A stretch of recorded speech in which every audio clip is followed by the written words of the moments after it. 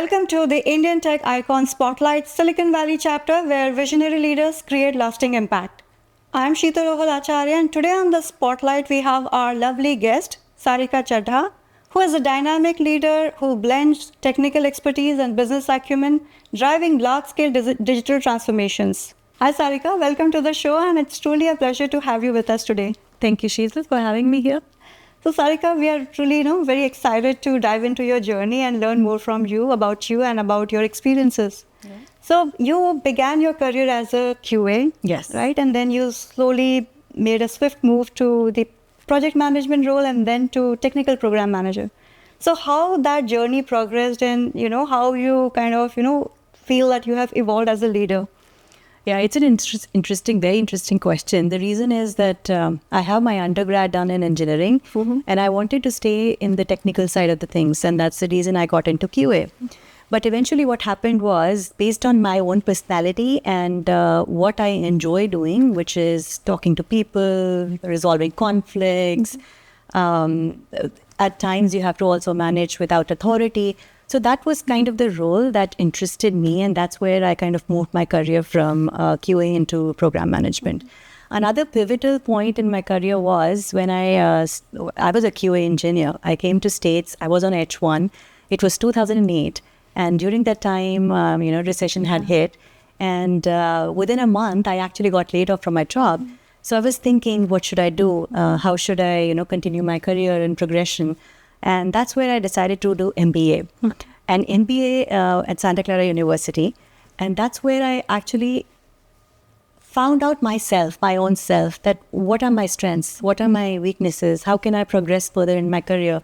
How can I have a good and better blend of both technology and my own personality? And that's the reason first it evolved from QA to program management to technical program management, and rest is in history. That's a wonderful journey, and now you are simply creating waves in the industry, and you kind of are into the role which you like, talking to people and solving the problems. Yes. Talking about, solving the problems for the customers. So what are the major challenges when you see the advancement in the technology with AI, Gen AI, and now agentic AI? Yes. So how do you go about approaching your customers and convincing them? Interestingly, every company wants to get into this AI journey, but people don't know what this means. People don't know what it means for the company and also for the individual. I'll take it step by step. First, I'll talk about it. What does it mean to me? What it means to me is if I don't get onto this AI journey, then I'll be redundant. So it's not that AI will replace me. If I don't follow AI, then I will get replaced. So that's what it means to me. For the customers, what it means to them is how do you continue to leverage AI tools and help the customers with productivity, efficiency, that how can we be AI native? AI native, this is again a new word, new terminology that a lot of companies are using. What it means is that in every processes, within every individual, how do you make sure that you bring AI? So that also we are working towards. But customers are heavily investing into AI. So that's the route even we are taking. So Sarika, you have, had a very inspiring journey. So, at your position now, do you still feel that, I have this still left to achieve, or is there a kind of definition for you that defines success for you? Honestly, yes, there is a definition. I want to continue to learn and grow in my career. I don't think I'm at a position or at a point right now where I feel that, okay, I've done this, I've done that, I have achieved what I wanted to do. One important thing in terms of success, somebody told me, and this really resonated well with me, so I'm going to kind of repeat those lines, which is I feel that every 3 months, if I'm not putting a new bullet into my resume, that means I haven't learned anything. So I do see myself working for at least 10 to 15 years from now, and I don't want to keep on adding new bullets into it, and that's what success is. As you also asked about agentic AI, right? That also is another journey altogether. How is it going to change our roles? How is it going to change our lives? So I want to see that and evolve. So success is what you've learned, where you've come from, where you've reached. Because I come from a very humble background, not that I'm not humble anymore. I'm still very humble and hungry, and I want to keep that hunger. And that's what is success to me. And that's a great answer. So Sarika, talking about, the leadership style, like you have, I'm sure you have evolved as a leader Yes. over all these years. Yes. So what are the things which you actually learned when you actually, started leading the teams? Yeah. Yeah. Yes, interestingly, in our program management role, what happens is you're still leading teams, but you don't manage them, right? And that started happening, I think it's been 7 or 8 years when I actually started leading the teams. Of course, as any individual learns through their journey. But one thing I was very sure about was that I want to be the leader or a manager the kind of manager or leadership style that I look for in a manager, I want to be that person. What that means to me is treat the way that you want to be treated. And that's the leadership style that I try. I try to be compassionate, to be empathetic, but firm. Because what sometimes happens is, as women leaders, right, it's a very tricky road. Sometimes you kind of be on the softer side where you don't know what you're saying. You are not confident about your asks to the team because you have to be very assertive in the asks. And sometimes you push them to the real corner where they get uncomfortable. So finding the right spot for me as a women leader was more important. And that's what I've found now, that you be compassionate, but you still be assertive. And also one other important thing is that you don't know everything, right? And I'm very honest about it with my team. I look for answers. What I know is that I can ask good questions. And, that's how you evolve as a leader, where you ask the right questions and that's how you'll get the right answers. And that's a lovely answer. Thanks so much for sharing that with us, Sarika. Now, I've been talking to a lot of leaders and a lot of women leaders. So the common, kind of thing that they have shared is for women leaders, right? Most of the women do not speak up. So how much of, it is important, according to you, that women should kind of talk about their qualities or maybe the skill sets that they have to progress in their career? Yeah, I really believe in that. I think it's for any individual, be it a woman or a man, you have to market yourself. You have to bring visibility to your own role. What does that mean is speak for yourself, right? As an example, if I've done something at work, if not many people know about it, I'll make sure that at least my manager knows, and I can leverage that to share what I've done with other leaders in the company. Because you own your own career, right? Nobody's going to look out for you. And I truly believe in that. And as a woman, it becomes even more harder because what people, when they promote a man, they promote a man based on their skill set that they have today. In a woman, they look for what can they do tomorrow. So you already have to show what can you do tomorrow. And that's where I kind of, make myself more and more visible when I do something so that they know that, yes, she can do X, Y, Z if being asked. So Sarika, given like so many competing priorities that, your nature of work and at your level, so how do you kind of go about managing those priorities? Do you follow a kind of a specific approach that you have? Yeah, my approach is, I think, very common to other leaders as well, which is I look at my priorities on a daily basis. I see what is important for today, what is important for tomorrow, or what is important for the week. On Fridays, I again revisit my priorities for next week. But I'm also very fortunate that I have a team, right? I can also delegate some of the things that I know if I'm not able to get to and they're still critical. So I prioritize based on what do I need today. Or as an example, if I have a customer visit, right, I'll prioritize that. So based on the impact and also based on the priority and the time that I have at hand. And we were talking about AI. The first question was related to AI, right? I leverage Copilot. We have internal Now Assist, ChatGPT a lot. And I'm trying to be even more efficient using these tools. So that's something that's helping me a lot in time management and also prioritizing my work. Absolutely. So Sarika, you mentioned when we were talking, right, you have a traveling job as well, right? You travel to you work globally with global teams. So what are the learnings as a leader that you have seen working at different locations when you work with different teams? Yeah. Interesting question because, this year itself, I got an opportunity to travel to three different countries, one being India, which is Asia. And this was all related to work. The other one was Egypt, and third one was Germany.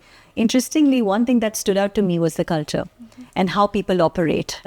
In US, we are very fortunate that we don't have a very big hierarchical system. But when I went to Egypt and when I went to Germany, there are the layers, decision making takes forever. So that's something that whenever I travel, I try to do some research about the customer and also about the culture, so that I can be approachable. I understand where they're coming from, and it just makes the conversation easier. Absolutely. So that's a good practice to kind of do a little bit of homework before you go to your customers. Yes. Sometimes I also get to the level that what should I wear? What is culturally appropriate or not? Absolutely. That is needed.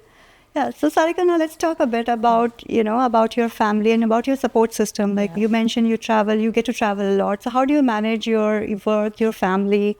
It's all my husband. It's all my husband. Going back in time, 2008, I came to US, and I mentioned that I started MBA. I think MBA started in 2011, but my daughter was born in 2010. My husband helped me throughout, starting from MBA till today. He's the one who's like completely taking care of our daughter, her schedule. So when I go, I don't have to worry about anything. That's the biggest support that I have. A lot of times people say, right, that to a man's success is women behind a man's success is the other way around in my case. Lovely. And you have a wonderful, pillar of support system. That's really great to know. You mentioned you did MBA from US. So from where you did your MBA? From US, Santa Clara University. And you did and you, from your graduation, you did that in India? Yes. Was it engineering you mentioned? It was engineering, yes. Sarika, when we were talking off camera, you mentioned that you and your husband, you both met in India. Yeah. So, actually, go ahead. Yeah. So what's that story, if you would like to share? Like, was it a love marriage or an arranged marriage? If you could share that with us and our audiences. Yeah, it was love come arranged, but it happened so fast. I'll give you some background. So I was in Hyderabad. I was working as a QA, quality assurance engineer, but my husband was in US at that time. We had a common friend. She used to work with me in the same company. She was in HR. She called me one day to her birthday party. I went there. She took some pictures. She shared it with my now husband in US, and he asked, "Who's this girl?" And that's where it all started. And so he asked about me. My friend gave him the number. We started talking, and then one fine day he said, "I'm coming to meet you." I said, "Okay." And we started talking in January. He came to meet me end of March. April we got engaged, and November I got married. So it is like a very fast-track love marriage. Well, that's a beautiful story. Yeah. So thanks for sharing that with us, Sarika. Now, let's talk a bit about, again, your family. Like, what are the kind of activities you generally do during the weekends with your husband? And you mentioned you have a daughter as well. Yes. So do you go out, travel? Yes. We as a family, we love traveling. But we haven't been able to do much because my daughter is a rising sophomore now. And so she's in high school basically, right? It takes forever. She has a lot of activities planned. So right now the focus is on her. In fact, sometimes we put our social activities also aside and focus on her, which is she has to travel for tournaments. She has speech and debate, robotics, and this and that. So apart from that, managing her schedule, what we enjoy is, like I said, traveling. I enjoy sipping my wine, whenever I have time. I like dancing. I used to do singing at some point in my career. Whenever I have free time, I also do a little bit of painting. In fact, I was just cleaning up my daughter's room, and I found one of my paintings that I did recently. So yeah, these are the things I do. I don't get much time these days, but as a family, I think what we enjoy, other than taking her to different activities, is having a nice meal outside. That's lovely. Going out for lunch or dinner. Absolutely. Now, you mentioned you love singing. Yeah. So any favorite singer whom you follow? Not anymore, again, because of the time constraint. But there was a time when I won't say following, but I used to sing a lot of different songs. I can sing from Britney Spears, Christina Aguilera's to... and those were the times, right? Like, I'm backdated. The recent years, if you ask me, I don't know any singers.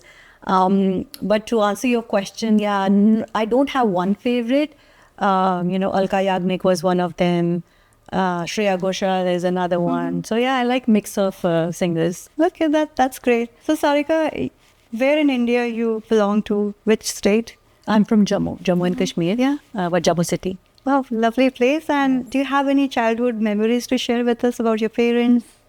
Yeah, I'm actually a family of 5 people. We are 3 sisters. Growing up, I remember that being a girl, that too in Jammu, it was a little hard. My parents were very strict. We were not allowed to talk to boys. But overall, my mother and my father both always supported us with education. They were big on education, that no matter what, you have to make sure that you're all employed and you have a career or if your own. And all of us actually are employed today. All of us are working. We are all independent. So one thing I very clearly remember, in fact, my mother during exam times and even without exam times, my mother would never allow me to even get a single glass of water. She would say, you just go and study, because she did not study. She wanted us to study. And that's something that I'll always remember and thank my parents a lot for that. Absolutely. Like they pushed us really hard to study. And that's where, they would be definitely proud of you looking at you, in your current role. Yes. They are happy. In fact, I was telling them about our conversation that we're going to have an interview or conversation. They were really excited. So, Sarika, if I ask you, your one piece of advice to aspiring women leader in tech, what that advice would be from you? I would say own your career, speak up, market yourself, no matter what job you're on or you're in. If it's technical, non-technical, doesn't matter. We are all sales people. We are all we need to do our own marketing. So that's one, which is own your career. Second thing is keep learning.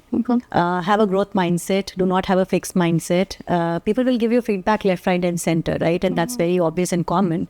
Of course, you need to have that judgment, what works for you, what doesn't. But go with an open mindset. Think about it, why they're saying what they're saying, and then go from there. So keep learning. Now, wonderful. I think, not to shy out and keep learning. Those are the key kind of takeaways. And that's a wonderful piece of advice. Thanks for sharing that, Sarika. And it's been like really wonderful knowing your journey and knowing all the insights and your experiences. And we are coming to kind of end of our wonderful discussion. Yeah. And at the end, we have a section called as Rapid Fire Round. Okay. It is interesting, no pressure, but I'll be asking you questions. Let's see how I do. Yeah, and prompt answers if possible. Okay, so your first question. Your childhood dream job. Interesting. I wanted to be a pilot. Okay, nice. Early mornings or late nights, when do you do your best thinking? Late nights. Okay. Favorite travel destination? Greece. Okay. Next one. What's your go-to comfort food? Rajma chawal. Okay, nice. One habit that has changed your life. That's a difficult one. Yeah, make you think. Habit. Determination and focus.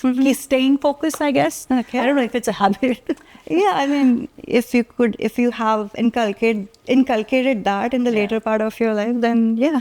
Okay, Staying that's a good focused. answer. Yeah. I've built that habit over time. Okay, that's good to know. And the last one. If you could solve one global problem, what would it be? I have a favorite one, which is patriarchal system. Okay. I would like to end. Got it. Yeah, thank you so much. All lovely insights. And it's been really wonderful talking to you, Sarika. And thank you for being on our show. And we wish you continued success. Thank you, Sheetal. Pleasure is all mine. Thank you. Thanks for your time.